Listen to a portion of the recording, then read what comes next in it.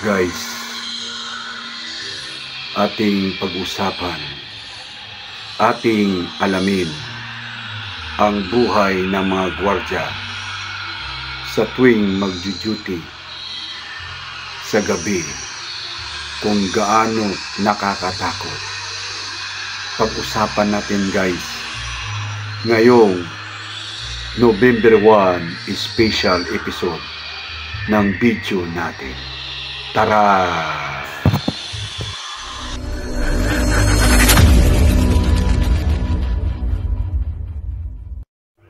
Ang init guys. Init. Init.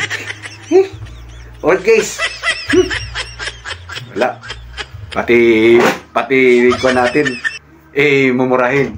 Anyway guys, welcome sa Riddles TV YouTube channel. Wala. Okay guys, more or less 14 years more or less bilang security officer, security guard. Sa video na to guys ay pag-uusapan natin yung tungkol sa mga nakakatakot, gulo yung buko, nakakatakot na mga duty ng security guard. Since ngayon ay November 1, araw ng mga kaluluwa. So kailangan, dapat malaman ng kabataan na hindi lang gwardiya na nakikita nyo sa tabi, umuupo, tumatayo, ay akala nyo ganun lang ang buhay ng gwardiya. Hindi ganun guys. So pag-usapan natin tungkol sa nakakatakot na pag-duty ng isang security guard. Okay?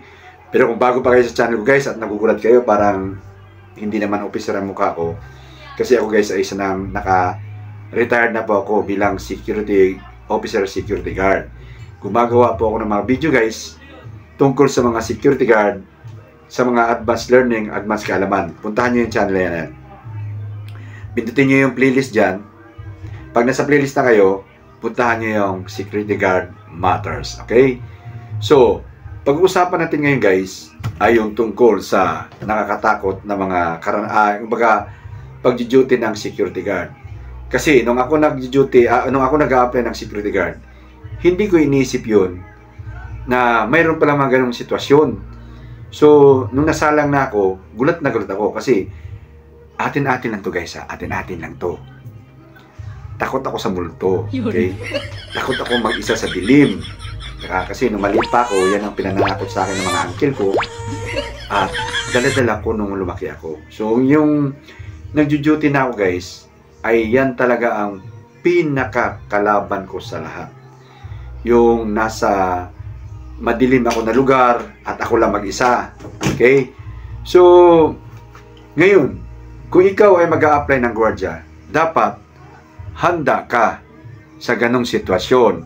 Hindi mo pwedeng sabihin na hindi ako handa. Nag-apply ka ng gwardiya, di ba? Nag-apply ka ng gwardiya, handa ka. So, ako guys, ay hindi ko tinatanggap una-una yung simbahan. Baka ako kasi inisip nyo, ang simbahan, maganda tingnan yan pag marami nagsisimbang tao, maraming pumupunta.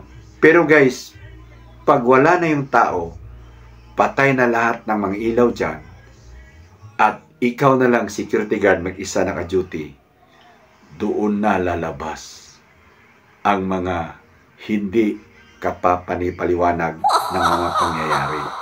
Okay? So nakakatakot ang simbahan. So ihanda nyo sarili nyo. Pag yan ay inalok sa inyo na duty ka na simbahan, natural, may panggabi dyan. Okay? Magrurubing ka. Pangalawang hindi ko tinatanggap din na duty guys ay ang hospital. Hospital. Lalo na kung ma-assign ka sa mga morgue. Okay guys, sa hospital guys, lalo na kung sa emergency room ka, ikaw ang sasalubong sa lahat ng mga pasyenteng naghihingalo doon. Diba? Ikaw yung mga talagang nakaka-depress ang hospital, lalo na yung mga emergency na mga na-assign ka sa emergency, ikaw yung sasalubong. Minsan ikaw yung kukuha ng mga wheelchair, stretcher, ganun. Ikaw kasi talagang nandun. At ang nakakatakot lang ay yung ilagay ka sa morgue.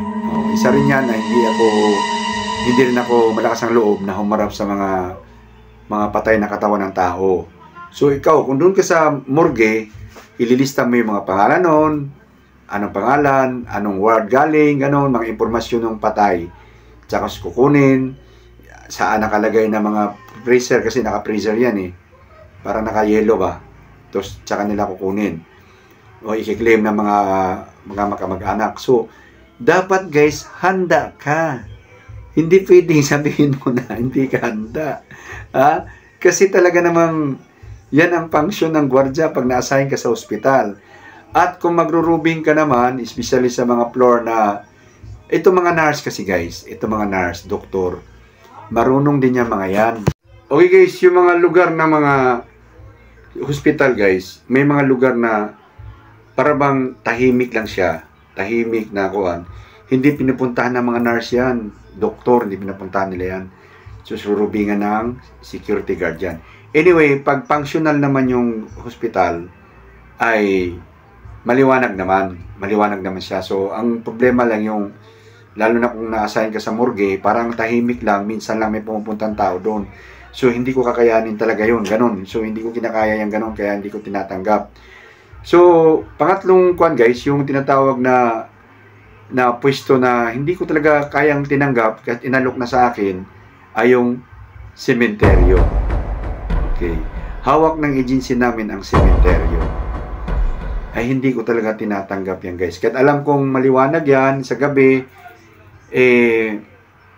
pagkakuan, kahit na lalo na kung ordinary ka, so utusan kang mag-robing doon sa paligid ng sementeryo, ay talaga namang napakatahimik na lugar yan, lalo na kung sa gabi. At kung ako nandun, at hinawakan mo yung aking paa, bigla, talaga namang baka yung sigaw ko abot hanggang Cebu. At baka doon pa lang sa pinagtatayuan ko, mahimatay na ako. Ako hindi joke to guys, hindi to comedy, pero ito ay talagang kuan. Kinikwento ko sa inyo para kung kayo mag-apply ng gwardiya, paghandaan nyo na ganun, mararanasan nyo yan na ganun, di ba? Tingnan mo yung video, ayun ko na yan, picture na yan. Di ba? Yung picture na yan, di ba? Makikita mo. So, kung makikita mo yan, sa sementeryo, possible na may mga ganong kuhan. So, sabi nga nila, ang mga multo daw ay hindi naman daw totoo, tapos nasa isip lang ng tao. Ako kasi talaga, yun ang kahinaan ko, yung multo-multo na yan, at sa dilim, ako lang mag-isa, nakakatakot na, di ba? So, pangapat guys, yung morgue. Kahit na anong mangyari, hindi ako nag-duty ng morgue.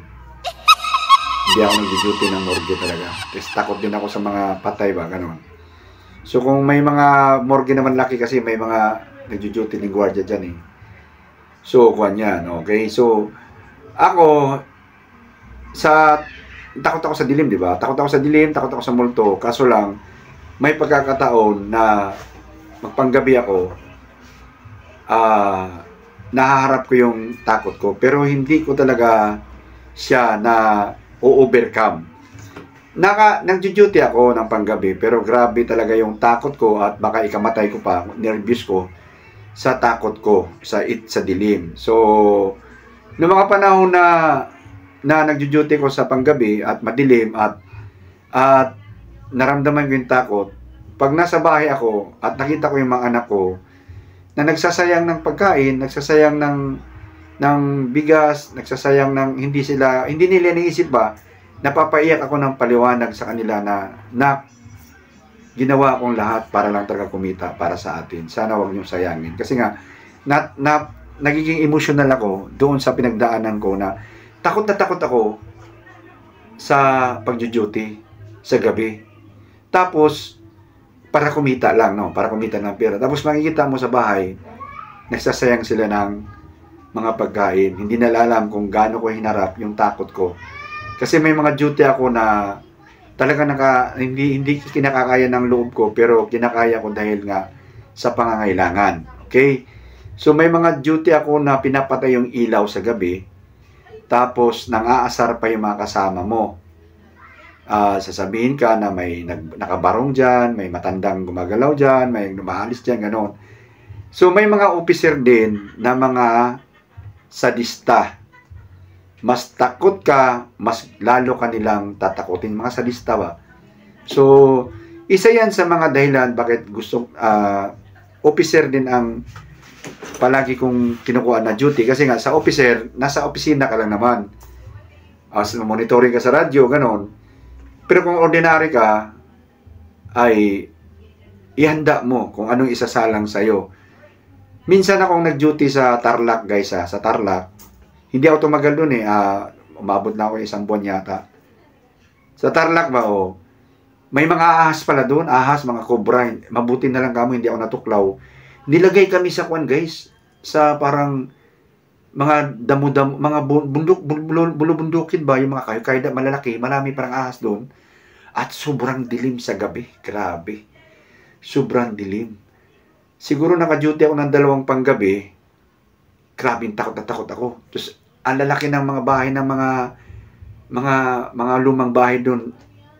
Kilala yan na kuhan kasi may-ari niyan ay yung dating presidente natin. So, hindi ko nalang babanggitin sa Tarlac banda. Sa kanilang mga ancestor house nila. So, ang lalaking bahay, ang lalaking building, ang kuhan. Mabuti na lang kamo, yung aming commander nagtanong, sino bang SO of license nyo dyan? Kasi kailangan ko ng SIC. So, nagpresenta na ako, kaya 2 araw lang ako nag-duty bilang gabi. Kaya tumagal ako ng ganong katagal lang din. So, pero hindi ko rin tinagalan kasi nga, yun nga, yung marami din palang cobra doon, at delikado, wala akong dalang-dalang mga bota. Kasi nga, baguhan kami doon, take over kami.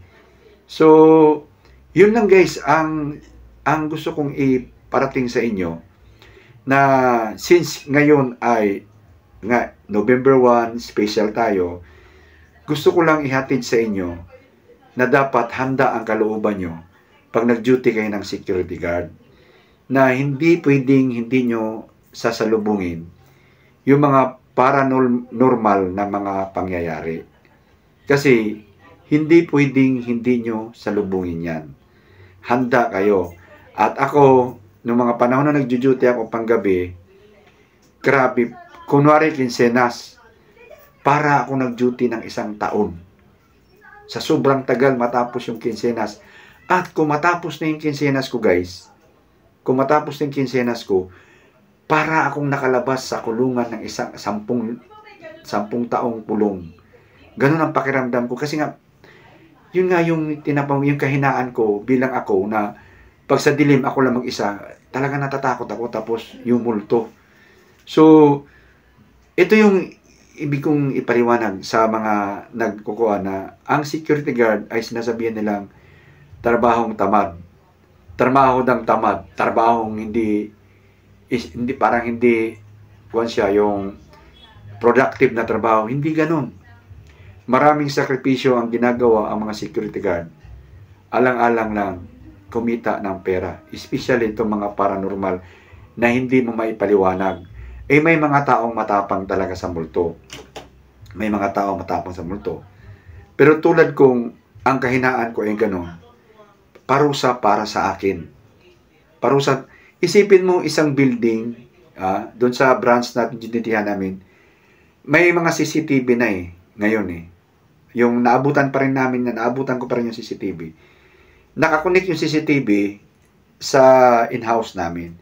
So, pag sinabing patayin lahat ng ilaw sa branch, dapat patayin lahat ng ilaw. Ang ilaw mo lang, ang flashlight mo lang. Kasi ang flashlight, kasama yan sa uniforme natin. Kaya kung wala kang flashlight, maaring may kaso ka sa in-house. So, ganun nila inaapi ang security guard. Na alam nila, akala nila, ang lahat ng security guard ay matapang pag naging sa multo. Pero hindi po lahat. Lalo na ako nung panahon na yon. Tapos, aakyatin mo pa yung 3rd floor, 2nd floor para rubingin. Ako hindi na ako nagro-rubing. Inisip ko na lang, pag natanggal ako, ditanggal. Ganun na lang nasa isip ko kasi talaga natatakot ako. So kayo mga babae, especially mga babae, marami akong tauhan na babae na may isa akong tauhan na babae na hindi ko rin akalain na takot pala siya. So actually, kuwan siya second shift hanggang alas 11 ba? So, alas 3 hanggang alas 11. So, unaware ako. So, nung pinatay na yung ilaw ng bandang alas 10, so may 1 oras pa siya. Second floor siya na-assign eh. Nung pinatay na yung ilaw, pinatay na sa switch off, madilim na lahat ng building. Pagkapatay, nung una, wala siyang kibo. Kaso lang, itong nag-andara na yung mga nasa radyo ba, panahon na para lumabas na ang mga nakabarong, mga matatanda, ganun sa radyo kasi ganun ang mga kantsawan sa radyo eh. Bigla nagtititili itong kasama namin. Nagtatatakbo. Mula sa second floor, nagkanda dapa-dapa, nagkanda pasa-pasa yung mga paa niya tuhod dahil sa katatakbo niya. At ginawang issue talaga sa akin yun na bakit daw nilagay ko siya doon. Sabi ko, kasi nga, ang mga babae bawal magpanggabi kasi, di ba? Bawal magpanggabi ang pangbabae. Ngayon lang, ano nga guys, nagkanda-dapa-dapa siya at ginawang issue yun sa duty ko na bakit daw nilagay ko siya doon. Sabi ko, hindi ko naman yun ang akalain na ganun siya katakot kasi isang oras na nga lang eh. Mula nung pinatay yun kasi hanggang alas 11 lang siya eh. So, nagkuhan ako guys na nabigyan ako ng tinatawag na medyo memo nung panahon na yun. Kasi hindi ko na-overlook ko na babae ang nailagay doon sa second shift at okay naman sa kanya. Tinanong ko siya, okay lang ba sa'yo na kuhan? Okay lang kasi marami din kasing mga gwardiya na naghahinga ng duty. Gusto mo namang mabigyan ng duty yung mga kasama mo. Yun, kaya lang, hindi ko akalain na ganun sa katakot doon sa duty namin. So anyway, ito yung isang dahilan bakit ginawa ko itong video to para kayong mga babae, kayong mga baguhan sa pag-a-apply ng security guard, ay ihanda nyo sarili nyo kung kaya niya ba ng damdamin nyo na mag-duty ng mga nakakatakot na lugar. So, hanggang dito na lang tayo guys. I hope makalike kayo at mag-subscribe sa hindi pa subscriber. Notification bell. Bye-bye guys. See you next video guys. Bye-bye.